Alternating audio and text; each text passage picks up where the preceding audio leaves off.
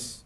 Chief, in regards to Pride Festival, Yes. a lot of commentary, social and otherwise, the appearance of police officers seemingly escorting that protest of those neo-Nazis. I'm glad that you raised that issue.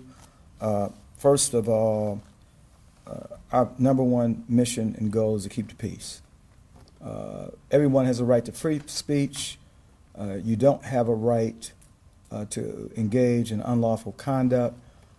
I personally responded to the location because I knew that the information we had, that there was a possibility of the white supremacist group coming to the festival. And when I was told that they had arrived, that what they call the National Socialist Movement, 5 of their members who were in attendance were armed, 2 with long guns, and 3 with handguns. So they were open carrying, and what I'm told, it was their intent, at least through our intelligence sources, that they wanted a Charlottesville No. 2. And as you may know, in Charlottesville, there was a major dispute between an opposing protest group that erupted into violence. We knew that we wanted to be properly staffed, which we were. When I arrived at the scene, there was a counter-protest group, some affiliated with the Antifa group, and some were patrons of the festival. We kept both groups separate. We had good communications with both groups, and as it turned out, there was no violence. And so for me, I applaud the Detroit Police Department once again for keeping lines of communication open. This could have been a bad situation had it erupted into violence. It did not. And so for any critics that would say we were escorting the National Socialist Movement, we were keeping 2 groups separate. And in doing so, we did walk at points with them to keep the opposing side away. We took no sides. We did exactly what we do in each and every one of these things. We established rapport with both groups, and we didn't have an uprising. Anything else? Well, again, thank you very much.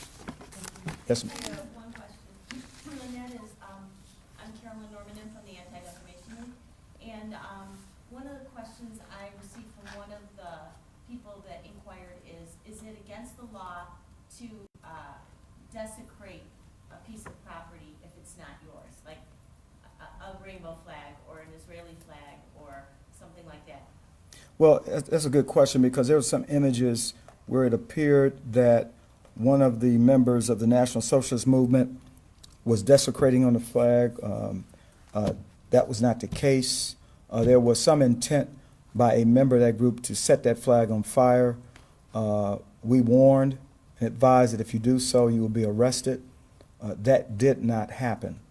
They did destroy the flag, and so, but in terms of an image where it appeared as if, you know, that didn't happen. But they did destroy it. Yeah. They tore it, but It's their property. It's their property, I guess. I don't know how they acquired it. You know, we had one goal and one goal only, to keep the peace. We're talking about one group that was armed with handguns. We certainly didn't want the opposing group to assault them, thereby causing them to respond in a way that could have been very violent. Again, we view this as a success because nobody got hurt. And there was some very negative. I got to applaud the men and women of the Detroit Police Department because both sides at different times referred to our officers using racial epithets, both the National Socialist Movement and also some of the members from the festival and Antifa. I don't know if they were all Antifa, but typically being masked up and referring to some of the African-American officers in the manner in which they were was totally inappropriate. But again, our officers are professional. We just wanted to make sure we maintain the peace. Are you at liberty, Chief, to talk about a little bit of what they wanted to do to make this a new Charlottesville? What were they hoping to accomplish? Well, you know, they certainly had their attorney present. They had cameras. When we asked them to do certain things, they complied. But they were hoping, because of the open carry, they were frankly trying to bait this police department, trying to bait the other side, and the other side, the opposing protest group, was trying to bait our officers as well. And so both groups were wrong. They were both trying to, it didn't rise to the level that violence erupted, because if we had felt that violence was imminent, we probably would have made arrests. But at When you that, say both groups, Chief, can you specify, because there were well, they both were shouting racial epithets to each other, some towards our police officers. The socialist movement was making mocking noise consistent with that of a chimpanzee, directing it at certain African Americans to try to bait people into a violent encounter.